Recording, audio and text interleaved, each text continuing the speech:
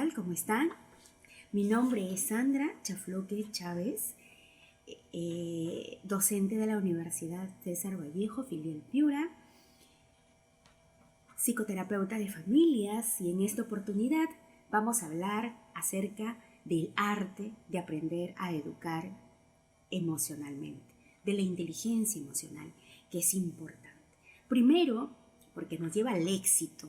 Bien, primero necesitamos aprender si esta inteligencia emocional realmente es un rasgo o es una habilidad que se aprende. Para nuestra buena noticia, es una habilidad que se aprende. Es algo que en la medida que vamos avanzando, aprendiendo a veces, avanzando en cuanto a nuestra vida, se van generando ciertas condiciones en las que nosotros como personas adultas, sobre todo con la responsabilidad de acompañar a nuestros hijos en este proceso, yo creo que necesitamos educarnos para poder educar. Bien, y como es una habilidad que se puede aprender, he realizado o vamos a hablar puramente de unos pilares, porque son unos pilares que si nosotros aprendemos a generar condiciones, a enfrentar, a darnos el gran permiso de ser los acompañantes de nuestros hijos en el proceso de crecimiento, nos vamos a ir dando cuenta realmente que es todo un arte educar, que no es sencillo. Para lo cual tengo que tener muy claro que para yo poder educar, primero tengo que aprender a educarme, aprender a reconocer, aprender a darme cuenta de cómo estoy yo, cómo estoy siendo y qué estoy transmitiendo. Pero se puede, por supuesto que se puede. El primer pilar importante que vamos a tratar es un pilar denominado autoconocimiento. Y el autoconocimiento habla puntualmente de las emociones. Es que nosotros tenemos un sistema que mayormente no nos educa en emociones. Y es importante, por supuesto que es importante. Aquí tenemos las emociones, tenemos las caritas de diferentes tipos. La carita triste, la carita alegre, la carita gruñona, bien. Pero hay algo que es importante de poder ver. Lo que yo puedo pensar de esta carita, que la puedo decir está de repente cansada, no todos podemos verlo de la misma forma. Es por eso que tenemos que aprender a educarnos en emociones, y para poder educarnos en emociones tenemos que aprender a reconocer nuestras emociones. Bien, acá tenemos las emociones que son las más comúnmente vistas. Bien, tenemos la alegría, tenemos el enfado, bien, tenemos la tristeza, tenemos la sorpresa. Y una de las emociones que lamentablemente no la hemos etiquetado, porque la hemos etiquetado. En el miedo nosotros hemos encontrado a veces muchas respuestas. El miedo nos ha entrenado para grandes desafíos, pero necesitamos reconocer, porque nosotros en familia a veces cometemos algunas fallas que son involuntarias generalmente, porque ninguno de nuestros padres no nos educan para poder generar condiciones de éxito en nuestros hijos bajo este sistema de educar las emociones y de desarrollarles en ellos la inteligencia emocional. Nosotros siempre pensamos que esta emoción, que es la alegría, es la más aceptada. Es que todos siempre tenemos que estar así de alegres, para poder ser aceptados en la sociedad, aceptados en nuestros núcleos familiares, en nuestro sistema.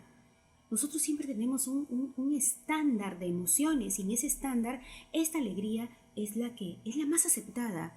Créanme que no. Uno tiene que reconocerla. Hay momentos alegres, por supuesto, es humano, pero también hay momentos de enfado. ¿Y qué es lo que pasa con nosotros los padres a veces? Que cuando los niños están enfadados por se bloquean o se frustran, de repente nosotros queremos educarlos a la mitad del enfado. Y es muy difícil educar a la mitad de un enfado, porque se perturba la mente, se altera, no estamos en condiciones de poder escuchar.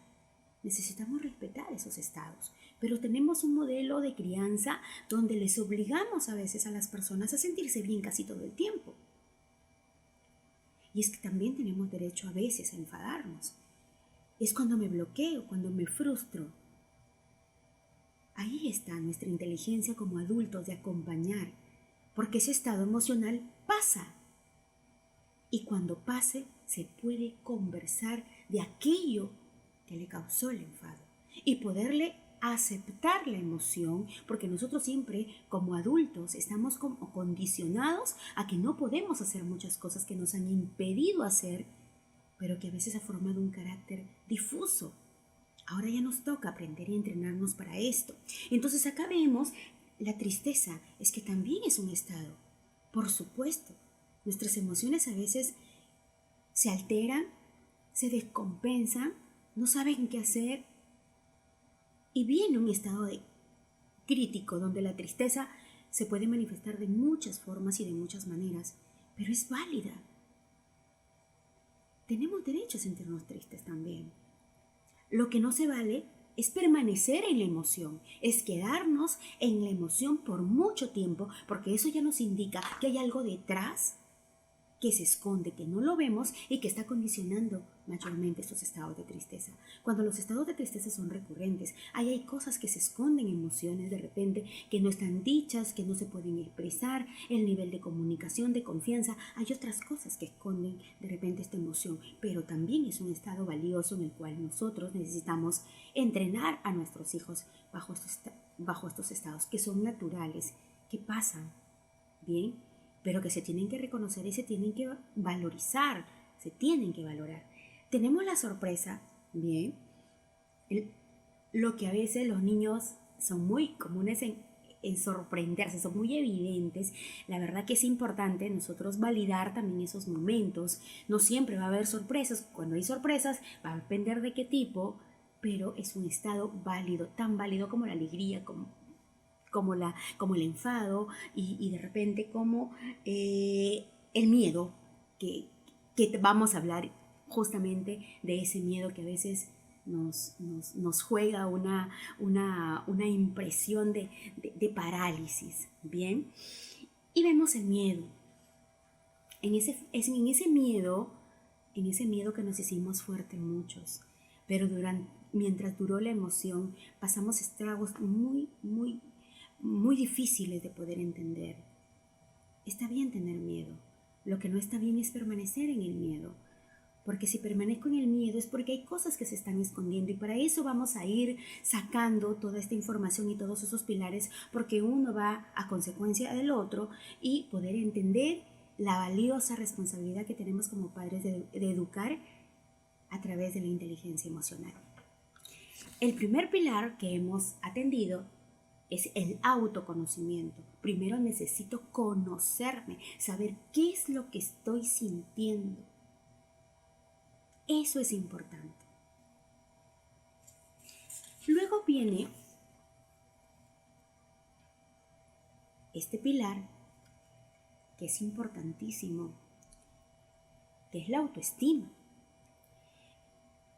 La autoestima se desarrolla desde la infancia.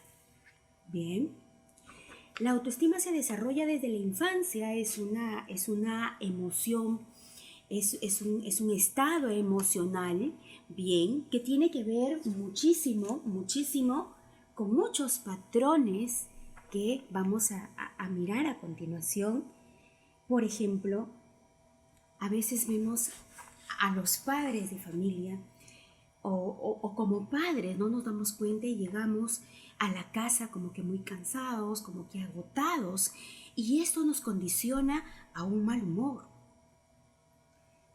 Podemos estar cansados y podemos estar agotados, pero no podemos estar desanimados.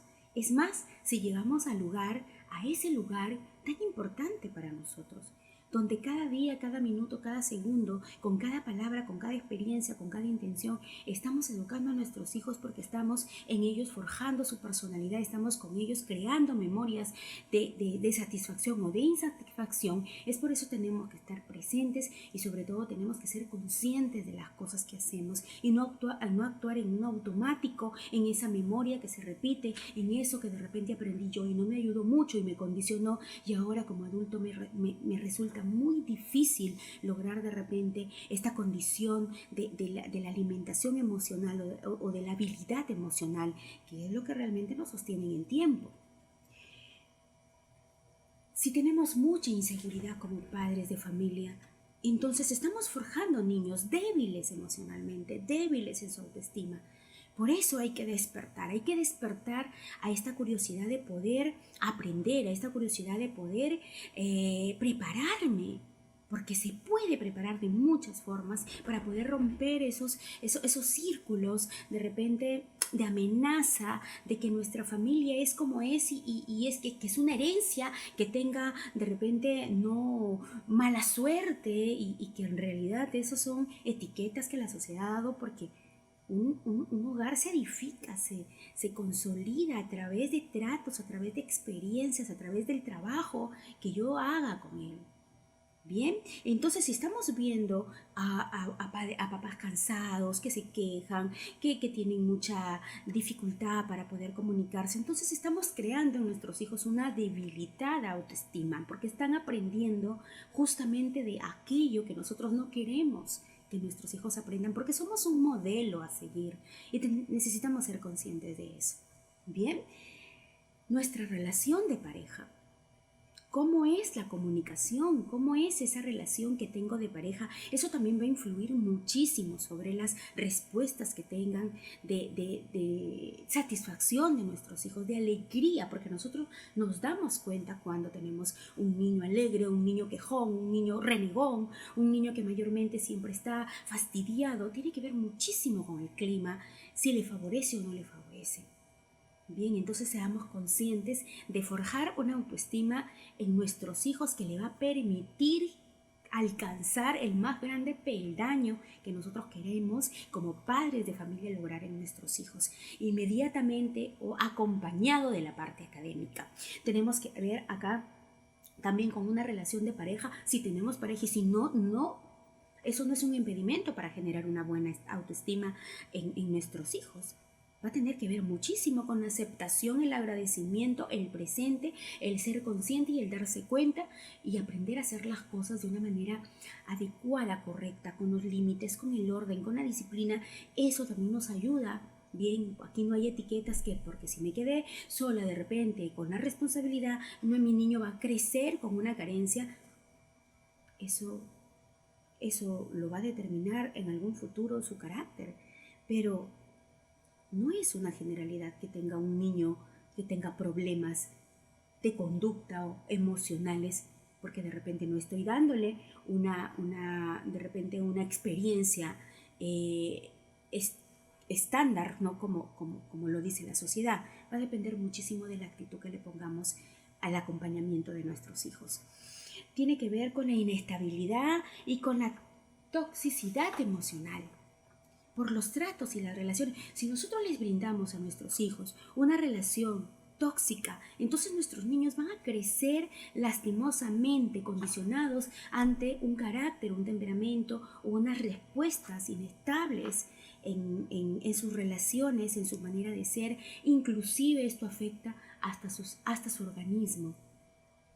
Bien, entonces necesitamos crear condiciones favorables en el hogar que les permitan a los niños consolidarse con una autoestima que tenga que ver mucho con el clima, con los buenos tratos, con las palabras de aliento y sobre todo con los límites y las responsabilidades y el trabajo en equipo.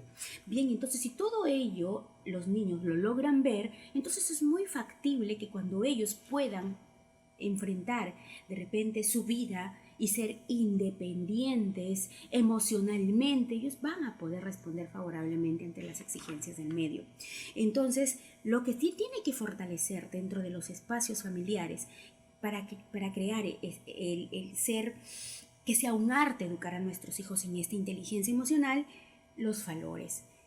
Ese hogar tiene que contar con valores. Los valores nosotros ya los sabemos cuáles son, ¿verdad? Tanto valores morales como espirituales. Y los valores morales, el respeto, ¿verdad? La solidaridad, los virtuosos o a través de sus virtudes, la emoción, de repente sus emociones, su bondad, la manera de cómo la sensibilidad, la empatía, son esas cosas que nosotros las vemos y las educamos a través de nuestros propios actos cotidianos, día a día. Ellos están alimentando de estos valores. Y si ellos crecen en espacios donde hay colaboración, donde hay trabajo en equipo, donde las personas son empáticas, donde se hablan de una manera correcta, y eso no implica que en ese hogar va a ser perfecto y que no va a tener ningún tipo de complicaciones, esos hogares no existen, ni los psicólogos los tenemos. Bien, son hogares reales, donde no hayan cosas perfectas, no hayan familias perfectas, donde los tiempos tienen que ser los perfectos, donde los espacios tienen que ser perfectos, donde la interacción, donde los momentos tienen que ser agradables. Y aquellas situaciones que no podamos de repente nosotros enfrentar, hay maneras de poder negociar, hay maneras. Es por eso que se crean estos espacios de información, para que nos eduquemos a educar niños realmente estables desde su autoestima, y eso les va a permitir estar alejados de un posible bullying, tener relaciones interpersonales adecuadas, acercarse a personas que les puedan comprender y ser de repente de alguna manera debilitados ante una ofensa. Son personas que en menos situaciones difíciles van a intervenir. ¿Por qué? Porque su autoestima, que parte de un hogar donde se trabaja en equipo, donde se trabajan los valores todos los días, entonces les van a transmitir a ellos realmente y les van a favorecer a ellos emociones estables, y con eso ellos van a enfrentar las situaciones que se les presenten. Luego tenemos la asertividad. Bien. La asertividad, nosotros en algún momento de repente en la escuela hemos escuchado, hemos aprendido acerca de las formas de la comunicación, el estilo inclusive de crianza. Tenemos un estilo de crianza autoritario, permisivo, y el otro que es asertivo, que hay que aprenderlo, que nadie nace con ese estilo, se genera a través de las intenciones, a través de las ganas que tengo de mejorar y a través de las ganas que tengo de visualizar hijos exitosos. Va a depender muchísimo de ello. Bien, la palabra asertividad tiene que ver mucho con romper con esas etiquetas. Bien, nosotros estamos de alguna manera tenemos un estilo de comunicación. A veces, vamos a poner un ejemplo, si al niño se le derramó la gelatina en la mesa, bien, el niño no lo hizo adrede, no es que nos quiera a nosotros de alguna manera enojar. Hay cosas que pasan y que justamente estas pequeñas cosas generan condiciones de aprendizaje, porque el niño se va a acordar mucho de la manera como lo corregiste. Tú puedes tener 3 tipos de reacciones. Si el niño bota su taza de leche en la mesa y de repente no sabemos de qué manera va a responder, puede ser que en el momento le digamos que cómo es posible que haga eso, o lo ofendamos, o le digamos nada puedes hacer bien. Bien. O puede ser que corramos a limpiarlo todo, o puede ser que le digamos: estas cosas pueden suceder, pero ¿qué crees tú que deberías hacer cuando esto suceda?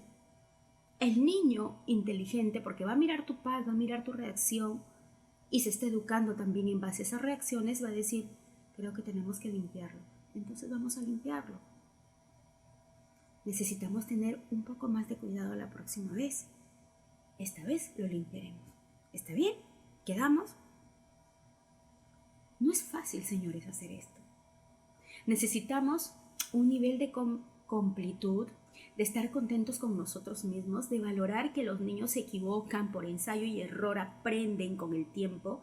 Yo no puedo poner a un niño de 6 años pensando que se comporte como uno de 30 o de 25, que tenga el sentido común, que tenga de repente todos sus reflejos activos para poder impedir equivocarse mucho. No, pero lo asertivo es buscar la solución. porque de esa manera tú lo estás educando, de esa manera la próxima vez que su hermanito más chiquito lo haga, el hermanito le va a decir, ¿y qué crees que vamos a hacer? Y el niño más pequeño seguro responderá o no, pero él le ayudará a limpiar lo que ha hecho, le ayudará, no lo hará, porque así lo hizo su mamá o así lo hizo su papá o algún adulto que es su modelo de vida. Por eso es la importancia de aprender a generar en ellos la inteligencia emocional que los conduce a encontrar la solución a las pequeñas cosas, y eso logra un impacto emocional, logra un impacto en su aprendizaje, porque estamos trabajando la emoción y va a generar un adulto, obviamente, asertivo. Luego tenemos este pilar que es la automotivación. Es que el sistema nos ha generado a nosotros el tema de la motivación como que esperemos que algo nos motive. Yo esto lo tengo claro en cuanto a dos palabras que son muy diferentes, parecen iguales pero son muy diferentes. En la vida hay que estar motivado o hay que tener motivos. Yo voy por la segunda. Yo creo que siempre hay que tener motivos. No esperemos una motivación de afuera. Generemos a nuestros niños que ellos, a través de su imaginación, comiencen a visualizar un niño con las características que quiere. Su soñado niño, ¿qué quieres lograr? Que sueñe en quién se quiere convertir. Los pensamientos son el alimento del cerebro y tenemos que tenerlos presentes. Uno se tiene que motivar porque el sistema nos ha dicho que siempre va a venir alguien a rescatarnos o alguien a salvarnos. Y vivimos en ese círculo del 99 donde siempre nos falta uno para ser felices. Rompamos esas memorias escasas, una mentalidad escasa, pequeña, mínima, chata. No nos ayudémonos a forjar una mente mucho más amplia. Nosotros necesitamos motivarnos. Nosotros necesitamos motivarnos con palabras, que él se diga lo valioso que es, lo importante que es, lo que puede llegar a ser. Involucrarse en actividades donde se le diga qué es bueno, y eso que quede claro que no significa la sobrevaloración. No podemos nosotros estar cada medio minuto diciéndole a nuestro hijo que es el niño más hermoso de todo el universo, ni la princesa más hermosa de todos los cuentos de hadas. Porque hay cosas que cuando se dan cuenta que no lo son, llega un momento bastante difícil en el que atraviesa el niño y se siente lastimosamente estafado por palabras que se las creyó y que no es que estén del todo mal, pero se necesita tener criterio para poder hablar con nuestros hijos. Pensamientos positivos. Este es otro pilar importante, valioso. Son muchos, millones de pensamientos diarios que tenemos. Hagamos lo posible de crear una cultura que la mayoría de ellos sean positivos, sean de reafirmación. Me levanto y si tengo una mente muy escasa con palabras muy planas, necesito decirme realmente. Eso tiene que ver con un sistema de creencias. Un sistema de creencias que el gobierno es malo, que los hombres son malos, que las mujeres son malas y que todo el universo es malo y que todo está mal. Si nosotros generamos ese tipo de pensamientos, lamentablemente estamos sumergidos en una lamentable historia de miedo, de dolor, de escasez, como que si el mundo sea una amenaza y realmente nuestros pensamientos condicionan nuestras realidades. Y aquí uno lo trae. Cuidemos esto, que nuestro activo, que es las palabras que les decimos a nuestros hijos, las palabras que nos decimos a nosotros mismos, generemos en ellos en una cultura de afirmación, donde siempre encuentren y aprendan a mirar lo maravilloso de la vida. No lo que está feo, no lo que está mal. Rompamos con ese sistema de creencias que mayormente hace que los niños se enfermen mayormente o se pongan en una actitud de dolor, de tristeza muy profundo. Tenemos niños a veces muy dolorosos después porque tenemos historias y nos lamentamos y miramos cosas en la televisión y miramos la novela donde todo es un desastre. Y los niños van alimentándose de esa información y sus pensamientos se condicionan. Y cuando son adultos, realmente son adultos bien pesimistas, de repente apagados, sin ilusiones. Tenemos que apoyarlos mucho en esta parte. Tenemos la empatía. La empatía es la capacidad que tenemos para ponernos en los zapatos de otra persona. Aprender a reconocer que todos somos diferentes. Y ese es nuestro poder, que seamos diferentes. Aprender que nosotros tenemos el valor y la capacidad de poder aceptar esas diferencias, aceptar al amiguito o a la amiguita. Si yo como mamá o como papá comienzo a hablar mal de mis vecinos, comienzo a hablar mal de las personas, comienzo a hablar mal del clima, comienzo a hablar mal de la profesora y de repente vamos a crear seres humanos guiados a la queja, a mirar a ese ojo crítico, a ese lente crítico, donde lamentablemente las cosas allá afuera son como que un desastre y que nada realmente funciona y que mejor me quedo aquí esperando, porque aquí es mi zona de confort, porque aquí me siento bien. Ese miedo nos atrapa y nos detiene. La empatía se desarrolla con esa capacidad de hacer que nuestros hijos se acerquen a personas de repente que necesitan en algún momento de nuestro apoyo, de nuestra mano, de nuestra solidaridad. Saber que otras personas son menos favorecidas de repente y ellos puedan hacer de repente que si ahorran, si son niños adolescentes, si son de repente pequeños que tienen un ahorro, ¿qué te parece si de repente compramos algo de lo que tenemos y vamos a compartir con otras personas que no tienen de repente que necesitan un poco? Nosotros necesitamos fomentar también una cultura de apoyo, de solidaridad, de empatía en nuestros hijos. ¿Y cómo lo hacemos? No con un curso, no con una letra, no con un video, no, con la parte experiencial, con esa parte real, con esa parte de familia, con esa parte donde nosotros eduquemos a nuestros hijos en esta materia que va a hacer que realmente sean abundantes emocionalmente, sean abundantes en lo que hagan y se paren siempre en el escenario del servicio, en el escenario de la atención, en la sensibilidad que les permita realmente ver más allá de ellos mismos. A veces tenemos estos criterios del egoísmo que por cultura, por creencias, por historias hemos tenido y la verdad nosotros no necesitamos invertir nuestro tiempo en espacios que no le sumen a nuestros hijos. Nos podemos equivocar, claro, pero de valientes es darse cuenta también, rectificar, avanzar, pedir disculpas también en casa porque uno se equivoca, pedir perdón si es necesario y aprender a consolidar una familia en base a estas emociones, que uno las distinga, que uno las mire, las observe, las identifique, las acepte, las gestione, porque es importante también aprender a gestionar bien. La respiración es importante, que nuestros hijos cuando no tengan o estén llorando o no sé, yo siempre hago el ejercicio, tomen un poquito de agua, se relaja, respira y luego cuando te sientas más tranquila hablamos. Ahorita no nos vamos a entender. La mamá también, el papá también, un vasito con agua ayuda muchísimo, hidrata, refresca, sales en otras condiciones y puedes atender esa necesidad del niño o de la niña. Si están pequeños, recién se están forjando su patrón de personalidad.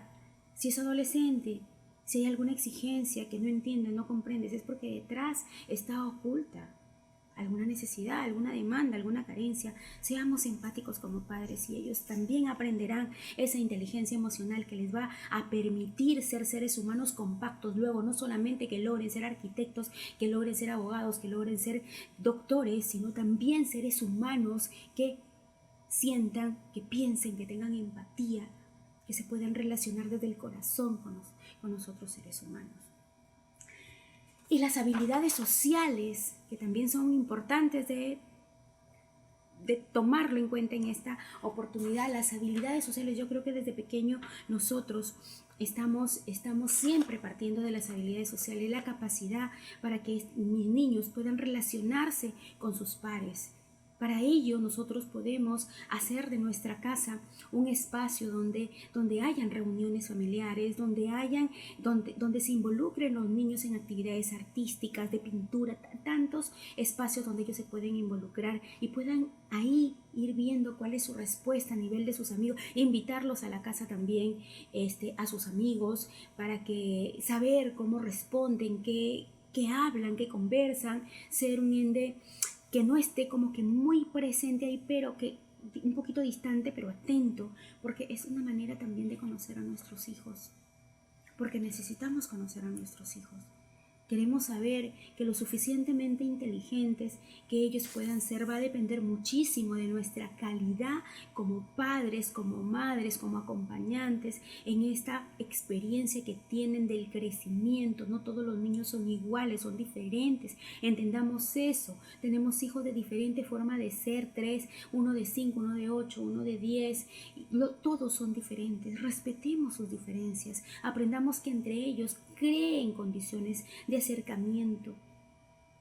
Tenemos que ser inteligentes, pero esa inteligencia parte de uno como un adulto. Un adulto tiene que ser lo suficientemente inteligente y no se trata de llevar un doctorado en esta materia. Tienes que tener ganas de ser inteligente para dejarle la mejor herencia a tus hijos, que es esa manera, esa forma, esa composición interna de que tu niño aprenda a escuchar, aprenda a mirar, sea solidario, aprenda a encontrar soluciones, sea empático, trabaje en equipo y si tiene cambios emocionales, acepte que son cambios emocionales, que va a pasar, de darle aliento, de decirle que también él es bueno, que esta es una situación que no pudo resolver de repente como él quería, pero va a pasar otra, y no perder el entusiasmo de seguir aprendiendo. Si nosotros encontramos la matriz importante y el pilar y las raíces de la inteligencia emocional es el entusiasmo. No perdamos el entusiasmo, no perdamos la actitud, las ganas de querer hacer, no perdamos. Si no lo logramos a la semana, a las 2 semanas, sigamos, porque es un arte educarse en inteligencia emocional. Tiene que ver mucho con nuestro reconocimiento. ¿Con quién soy yo? Y si queremos hacer un ejercicio, poder dibujar a mi niño y saber cómo yo lo quiero encontrar dentro de unos años. Hacer un dibujo pero muy a conciencia y ponerle las cualidades, las virtudes en las cuales yo quiero que en algún momento se encuentre. Y hacerme la pregunta de rigor como mamá o como papá, ¿qué estoy haciendo yo para que él logre lo que yo quiero, en donde yo lo veo, en donde yo lo quiero ver en algún momento? Y acompañado de esto, las ilusiones y las ganas de querer ser un gran profesional luego, porque como padres a veces decimos, yo quiero que sea un gran profesional, pero nos olvidamos de la parte humana, esa parte humana que hace que salga todo lo maravilloso que tiene uno y sobre todo en momentos críticos, en momentos de crisis. Es ahí donde nosotros miramos de qué estamos compuestos, de qué estamos hechos. Si nos debilitamos, si fue buena mi autoestima como ser adulto, si de repente esas memorias que a mí me enseñaron me permiten ahora ser un adulto responsable de lo que yo genero y del impacto que doy frente a mis hijos.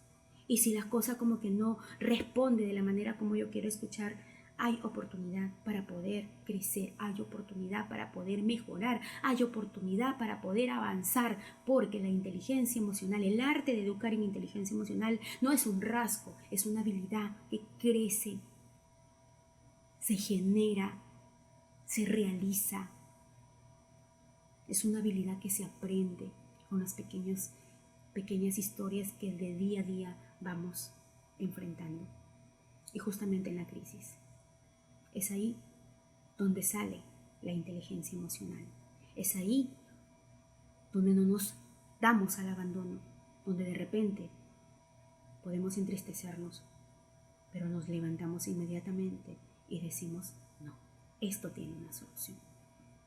Bueno, como llegamos al final de esta actividad, yo espero que algo de lo que se ha podido trabajar o conversar o informarles les haya permitido abrir algún punto ciego de la crianza que tenemos con nuestros hijos, y también los invito, bueno, a buscar alguna información que siempre pongo que es valiosa en mis redes sociales, Sandra Chofloque, en mi fanpage, y podemos de repente lograr ahí tener un alcance o poder tener alguna inquietud, alguna pregunta. Yo estoy totalmente